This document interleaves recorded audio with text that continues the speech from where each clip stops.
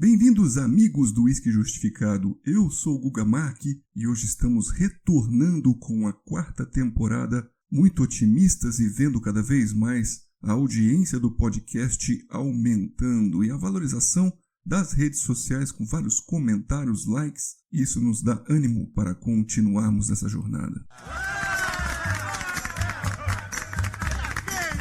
Grandes amigos, hoje vamos falar do Singleton 12 anos of Glendullan. É um whisky da gigante Diageo e uma das garrafas mais lindas. Apesar de este ser um dos whiskies mais criticados, como se fosse aí o pior, o de entrada, dentre todas as destilarias e whiskies da Diageo. Eu falo para vocês que o meu interesse surgiu logo após eu degustar uma edição especial de Glendullan, lançada em 2021, que seria finalizada em Cognac Casks e trazendo 55% de álcool. É uma pancada. Aquele destilado bem interessante, salivante, ácido e com álcool não agressivo. Desceu muito bem. Dentre todos os Singletons, talvez o Glenord, destilado em Highlands, seria o melhorzinho. A gente sabe que cada um tem sua particularidade. Depois viria aí o Singleton of Dufftown e o Singleton of Glendullan, todos classificados como medianos a ruins. E eu vou brincar aqui, já viu aquele ditado, não existe mulher feia, você que bebeu pouco?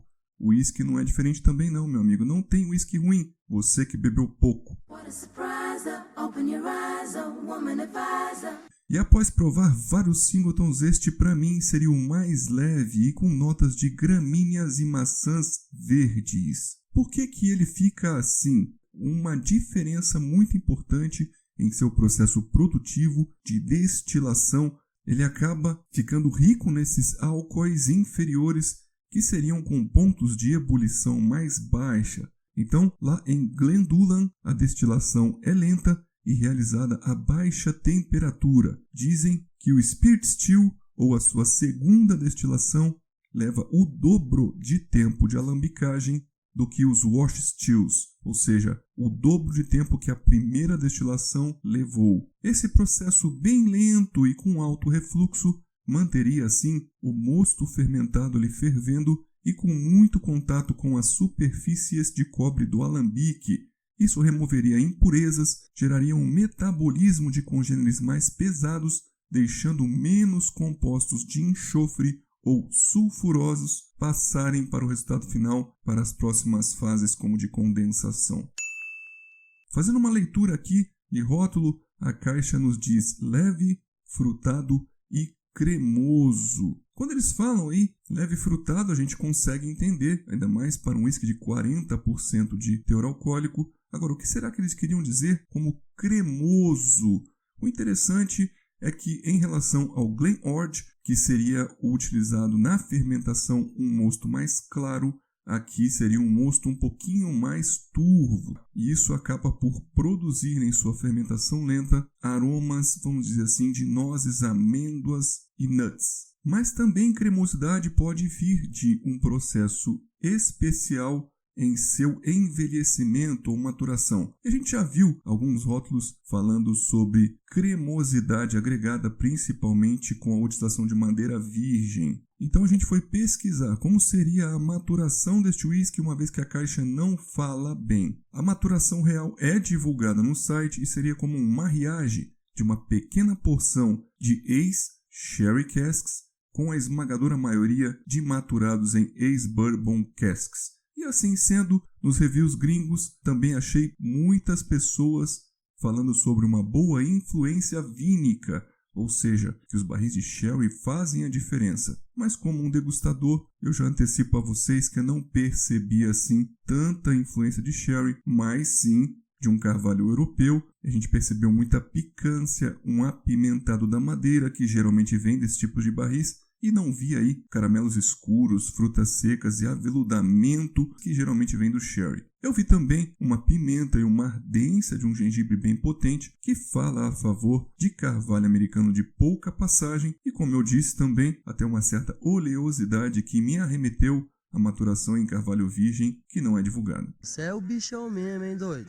Vamos então para a degustação deste belo whisky, nessa garrafona aqui de 1 litro. Seu aspecto geral então seria de um whisky muito leve e frutado floral, que tem também algumas notinhas de amêndoas ou avelãs. Justificando sua fase nasal, percebemos aqui frutados de peras e maçãs verdes e até mesmo algumas uvas brancas, além também daquelas cítricas raspinhas de laranja, e aí outras frutas brancas abrem para um mel e caramelos bem claros, até nos lembrando um pouquinho de guaraná. E a gente viu assim uma grande predominância e influência do carvalho americano. Ele é um whisky bem tropical. As notas maltosas aparecem em uma pequena intensidade em camadas encobertas e são de amêndoas, biscoitos de forno e até torradinhos, com um toque mínimo de turfa. E como eu disse antes, surge para nós uma sensação ardente ao fase nasal, que gela o nariz, trazendo também pimentas brancas, cítricos de grama cortada, essas notas vegetais verdes e um gengibre muito forte.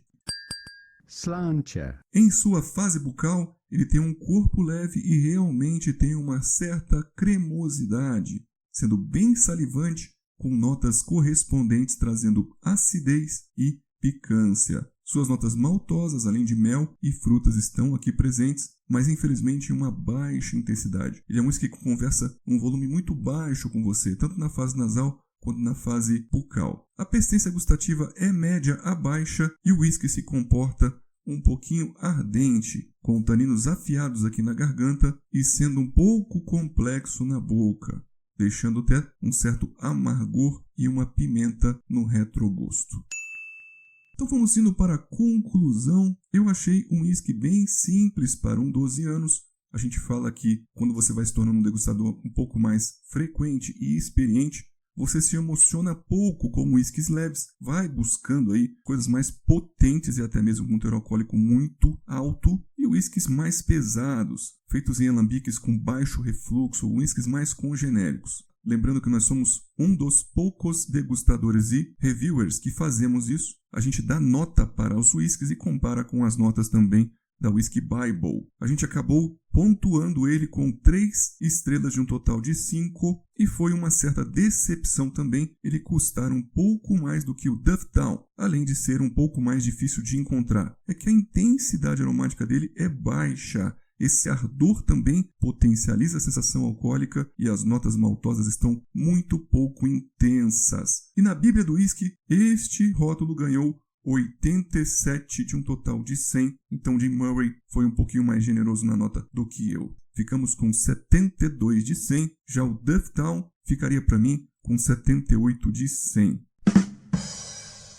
Meus amigos, obrigado a todos pela audiência, pelo prestígio. Lembro a vocês que estamos também nas redes sociais no Instagram. Lá você pode tirar dúvidas, fazer comentários, críticas. É só seguir o Whisky Justificado nas redes sociais. Um grande abraço a todos e até os próximos episódios do Whisky Justificado, 4ª temporada.